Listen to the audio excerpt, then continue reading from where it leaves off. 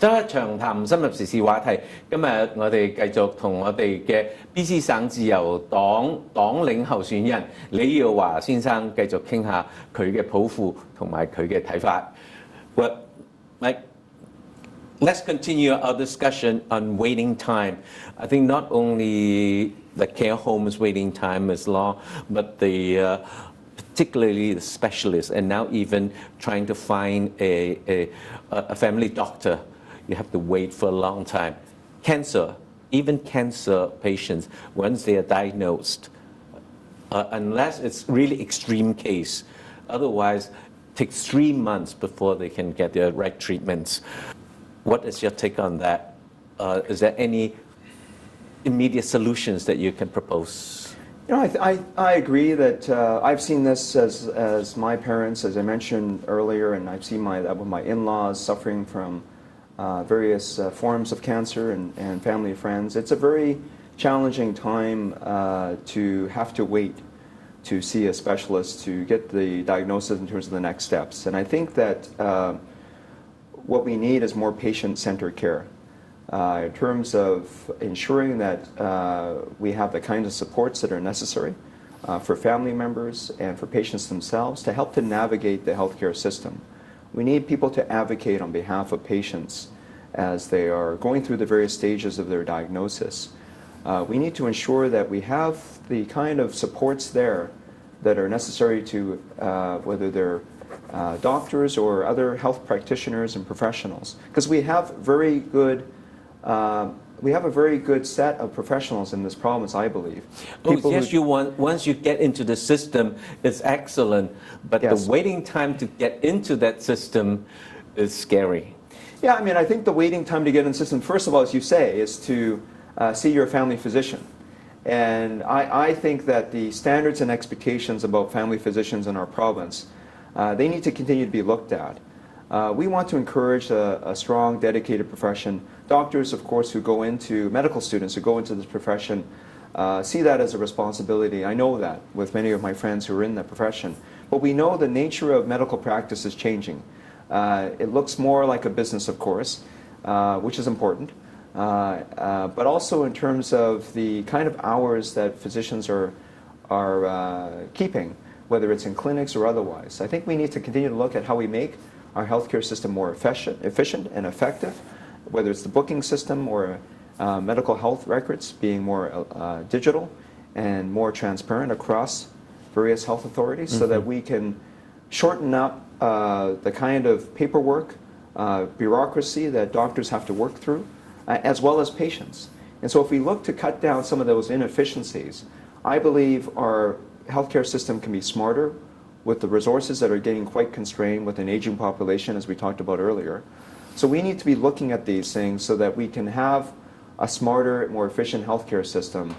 I don't think there are easy solutions, BC, but I do think that we need to take a different look at this. And it's been for many years, many decades, of course, that our healthcare system continues to enlarge for good reason, and we continue to get more burdened. I do think we need to continue to bring more quality and choice and innovation to our healthcare system. These are the three things that I believe that are basic themes that we should be looking at, not just healthcare, but also education, by the way.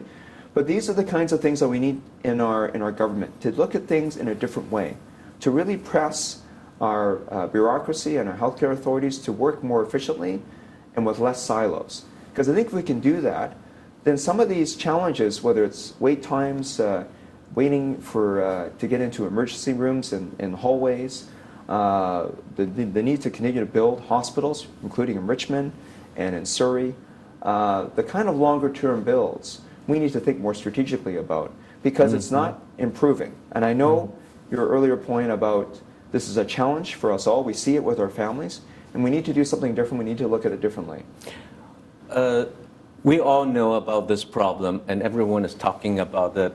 Even politicians, everyone can give you a long list of reasons why this is happening, but really short of solutions. And we have one guest here who said the only one reason why there's never a solution, because no one wants to piss anyone off. because this is a system of a very balance between different interest groups. Do you have the political willpower to break through it?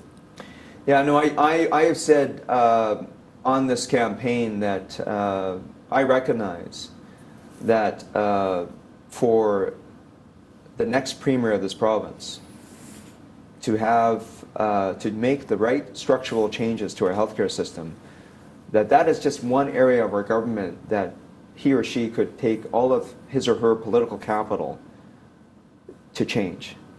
I definitely want to work towards making those sorts of changes. That's the reason why I'm doing this. That's the reason why I left my law practice after 20 years, to step forward into public office. It's something I've been looking at for some time. And I think that what we need, though, BC, is a strong majority government in order to have the mandate to make these changes.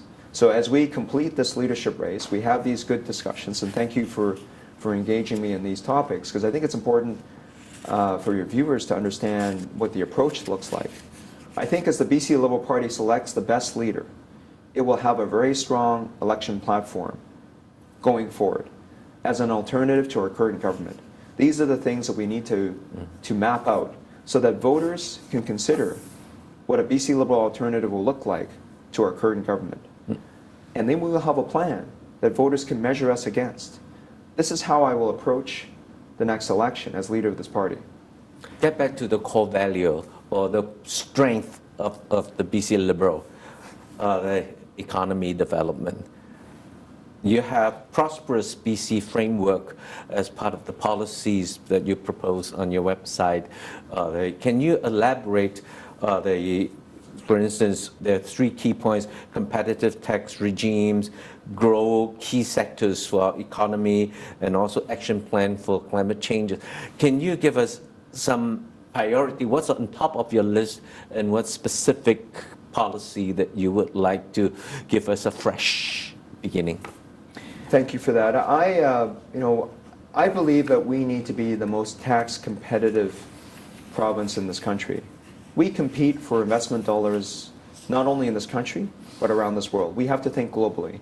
So we have to continue to encourage people to want to work harder here. So we need to continue to lower our income tax. We need to continue to encourage businesses to establish and continue to operate and hire more people here. So we need to continue to lower corporate tax.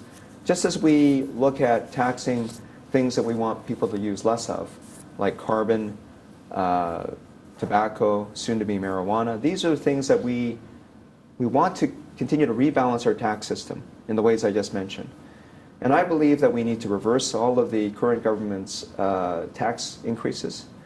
We need to look for ways to give some break to low-income British Columbians on their PST. We also need to make the carbon tax revenue neutral again. These are some examples of how I think, from a tax perspective, government has these levers that we need to use in a more balanced and smarter way. In terms of the second point, in terms of investment in our economy, I would like to see our small businesses be able to grow to medium-sized and larger businesses that are over 50 employees.